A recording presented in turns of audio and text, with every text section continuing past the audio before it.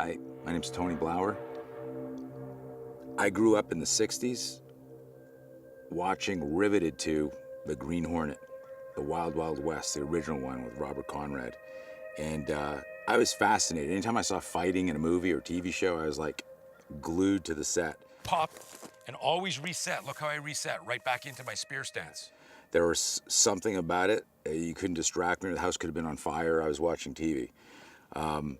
It was a weird time in the 60s. I was born in 1960, and I don't know what it was, but I always had this tremendous amount of fear. And I never talked about it because, like, you're 6 years old, 7 years old.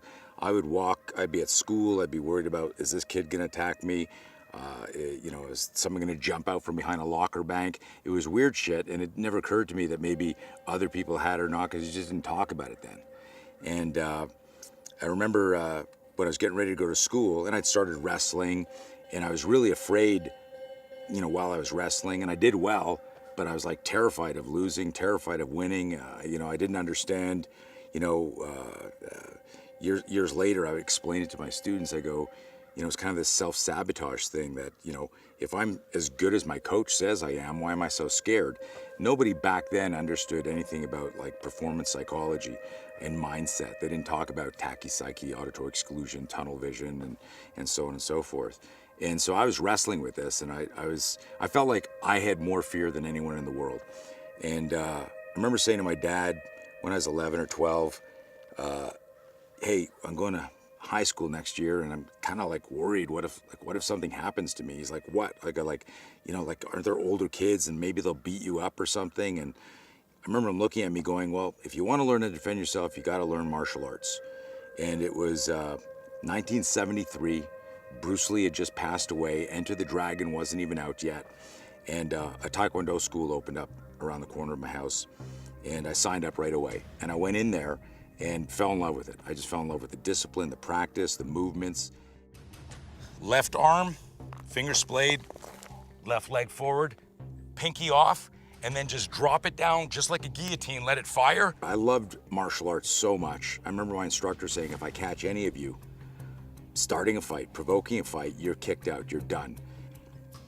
And I was always trying to find ways that the complex motor skills that I was learning, whether it was this takedown, this arm drag, this uppercut, this jab, this cross, this shin kick, how they would solve the problem. And I realized that that wasn't the answer. The answer was in discovering or understanding that the opponent controls the fight. And that was the biggest epiphany, the fancy word for light bulb moment for me. And in that moment, it was like the God of War fired this lightning bolt in my head, and I realized, holy shit, we teach self-defense wrong.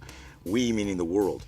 If you think about what we do, we always, in our training, have this complex motor skill solution to a problem. We've said, this is what's gonna happen. When the bad guy does a lapel grab, when the bad guy tackles you, when the bad guy gets in a headlock, when the bad guy gets you in a choke. And all these years later, now I can explain what's wrong about that from a neuroscience point of view. And if you think about this really simply, that if I do my 10,000 hours, my 10,000 reps of how to get out of a headlock, I've always done one more rep letting myself get in a headlock. If I do 10,000 reps practicing weapon retention, and I practice pinning the gun and then smashing the radial nerve or grabbing the guy or whatever, I've always done one more rep letting the bad guy attack me. And I realized back then in reverse engineering self-defense that you can't do that. You need to practice much more pre-contact cue awareness and intercepting the attack. So Panteao Productions signs me, and that was really how my system kicked off. They started running the ads in Black Belt magazine beside Chuck Norris and Gene LaBelle and Paul Vunak and all those guys. I got invited to teach at karate college, became friends with Joe Louis and Bill Wallace and all those guys. Hung out with Benny Rakitas, and these guys were like, oh my God, I want their autograph, but I want to be cool. These were my heroes, right? They were much older than me. And I was doing my own thing. It was interesting, like at karate college, I showed up and I was teaching a pair of cutoff shorts and a tank top, and everyone's in their gis. And I got people coming up to me going, hey, you're not fitting in, you're not fitting in. I'm going, man, I'm teaching street defense. I'm like, we're in West Virginia. It's 100 degrees with 100% humidity. You're dying in your gi. In other words, it was interesting just to see even there that paradigm that I was the outsider, not on purpose to try and be controversial. It was like, I'm wearing a tank top and shorts because I'm outside in the sun and the heat. And you want to look like a martial artist. And that was kind of this interesting juxtaposition of where I was in the industry and where everyone else was. It was like, hey, this is how the style handles all these problems. And I was going, think about this shit. I think that the random violence that happens, that we could stymie that if people were taught how to manage fear, how to pick up danger, and how to move naturally.